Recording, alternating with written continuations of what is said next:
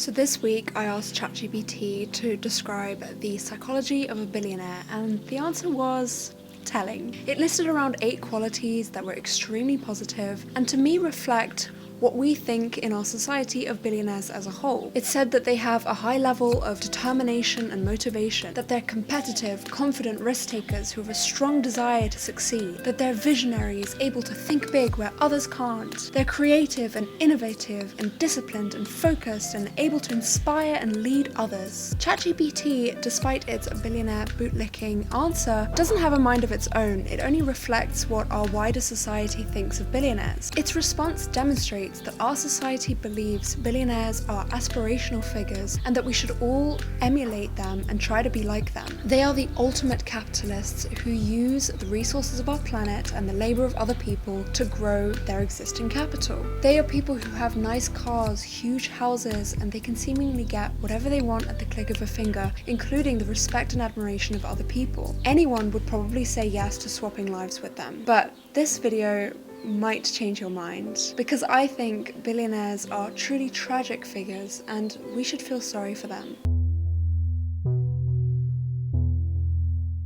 Billionaires in our society represent the pinnacle of success. We think that they're special people or that they did something special to get where they are, and that they are who we should all aspire to be like. Our society thinks being a billionaire means you've cracked the code of life, you've figured out how to be the best version of yourself. And there's often an assumption that comes with that the rich work really hard, work more hours, and the poor are just lazy, and that's why they're not rich. Of course, that's not true if you look at the data. The top 1% only work 3.4 hours more per week than the bottom 1%. These groups of people are just doing different types of work that is not valued the same in our society. And often their starts in life are vastly different. For example, Bernard Arnault, the billionaire owner of luxury conglomerate LVMH, inherited a cool $15 million. Elon Musk's dad owned an emerald mine. In comparison, Jeff Bezos came from slightly humbler means and was no doubt gifted, but his family was able to send him to Princeton, and he was a member of a club that today costs $10,000 a year to be a part of. Mark Zuckerberg went to Harvard, Bill Gates' dad was a rich lawyer and he went to Harvard. The list goes on. These people may well have qualities that allow them to take advantage of their situations and reach success. But are they really worthy of the endless praise and admiration and respect and dissection that society gives them? Of course, there are some self-made billionaires like Rihanna, Oprah Winfrey, and Ralph Lauren who came from relatively humbler means. And there are some people, mostly men, who immigrated to the US in the 20th century and made something of themselves, became billionaires. But that was another time. It was a time of prosperity when the American dream was actually kind of possible for the right type of person. It was a time when it was possible to work as a dishwasher to put yourself through college like Shahid Khan did. But to put billionaires on a pedestal and to attribute all their success to these special qualities that they have is to ignore the very real part luck plays in all of their lives and where they got to today. And of course,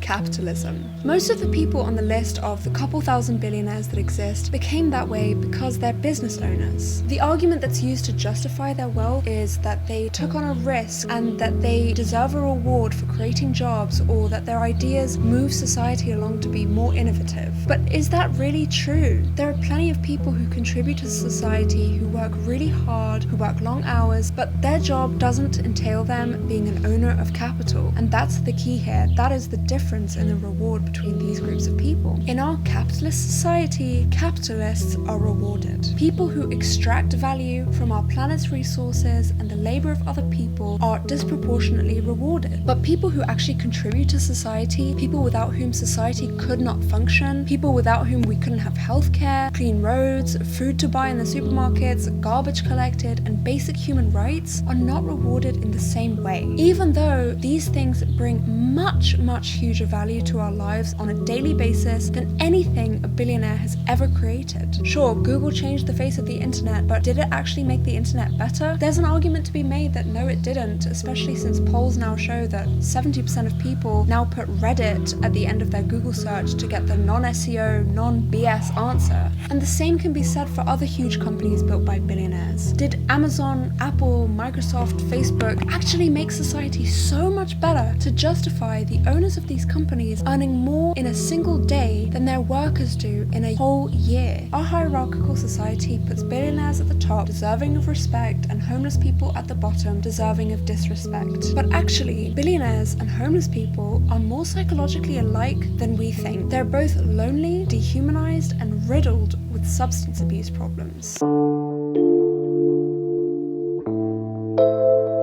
Billionaires are not lucky people living incredible lives. They are tragic figures, and we should feel sorry for them. Even though we think ultra-rich people are really blessed, all the extra money they have compared to, say, a millionaire doesn't actually bring them more happiness. When you've reached the point of being a billionaire, the extra comfort and convenience you have is marginal compared to someone who's moderately rich, and your riches transform to become much more about power and status. As a billionaire with such large amounts of money at your disposal, you're suddenly able to buy anything you want, including people, politicians, news outlets, entire companies, literally anything that crosses your mind. This type of obscene wealth and access to buying things distorts the world you live in, and it distances you from the human parts of yourself. It makes it impossible for you to know if you are loved and accepted for who you are. Here's the thing, people with large amounts of money are still human. Their money does not preclude them from being human, but because of the large importance we put on money in our society, we think that because the billionaires have so much money, they have transcended needing love, authentic connection, and acceptance. We think that they've transcended being human. This concept has been studied and proven in the way rich people raise their children. Sociologist Annette Leroux wrote in her book Unequal Childhoods, Class, Race and Family Life that wealthier parents raise their children with concerted cultivation. With this style of raising children, the purpose of childhood is to accrue skills that will lead to greater opportunity later on. By contrast, the parenting styles of working class families prioritize providing love, food and safety. In other words, basic human needs. When the author followed up with the children she'd studied, she found that the working class kids had more practical and social skills than the wealthy kids. And studies have also shown that the children of wealthy people are 2 to 3 times more likely to have substance abuse issues compared to the general population.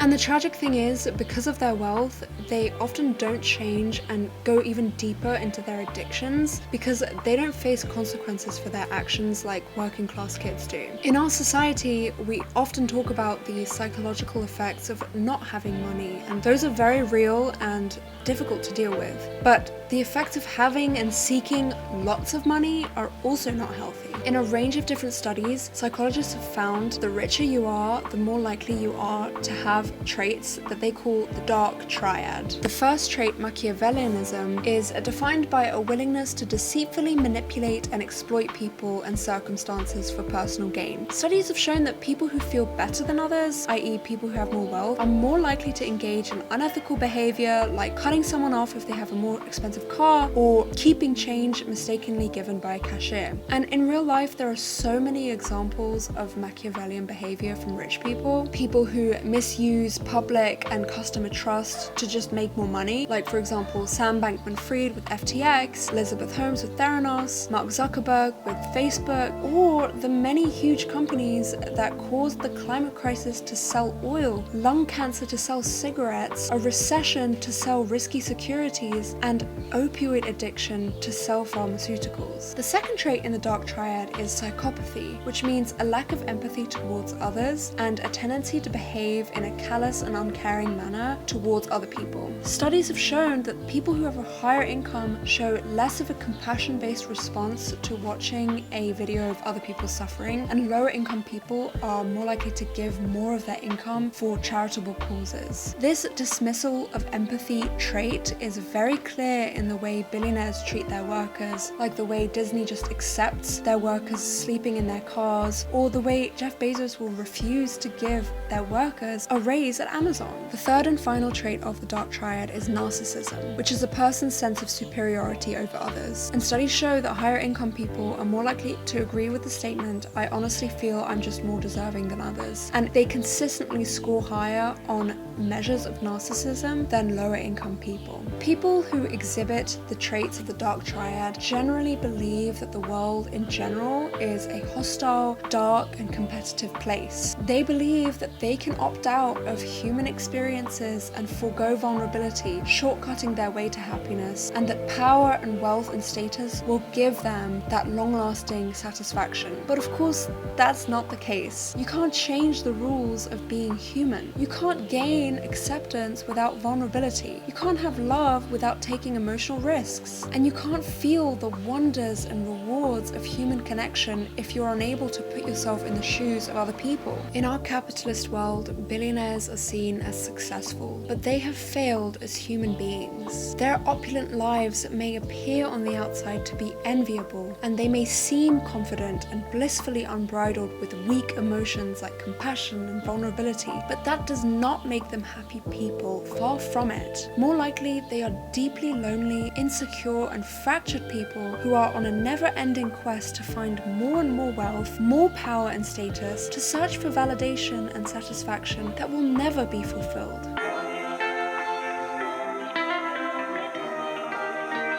So much of the conversation around billionaires only serves to divide us. It's about us versus them. It's about eat the rich. And of course I understand that. There's anger and resentment because these people have so much while most people have so little, and they have the power to change things and they don't. They only seem interested in just growing their wealth. But this is exactly the problem. It's not about dividing us. It's not about fighting the billionaires. It's about building a society that doesn't cause people to want to seek validation outside of themselves, that doesn't reward not having empathy and compassion for others, and going after your goals no matter the cost to the planet or to other people. It's about getting rid of a world where there are haves and have-nots, and instead creating a world where everyone has enough to be the best version of themselves, to heal, and to be loved for who they are inside. The very existence of billionaires perpetuates the harshness and cruelty of the world they live in. Our society allows billionaires to spend obscene amounts on rockets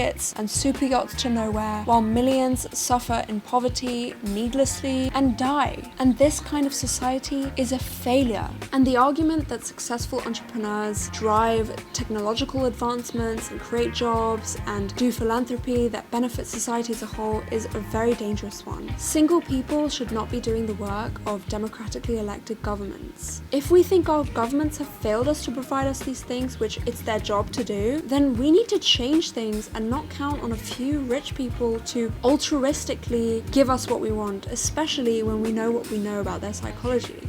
Billionaires in the US pay a smaller tax rate than teachers and retail workers. Just imagine if we taxed every billionaire until they all had $999 million. That's still $999 million. Like, do you really need more than that? And just imagine what we could do with that money, the beautiful public libraries that could be built, the urban and community gardens, the children that would cease to go hungry, the homeless people we could take care of. But beyond this, we need to understand that the billionaires also live in these societies as much as they think that their money and status removes them from it all. They are still human, and they can never experience true happiness and contentment with the way that they've set their lives up, especially in a society where there's suffering all around. It's just simply not in human nature to be happy or content in those conditions. Billionaires live in a permanent and magnified state of disconnection from their own human selves and from other people. This is a great tragedy, and no one should want to be like them.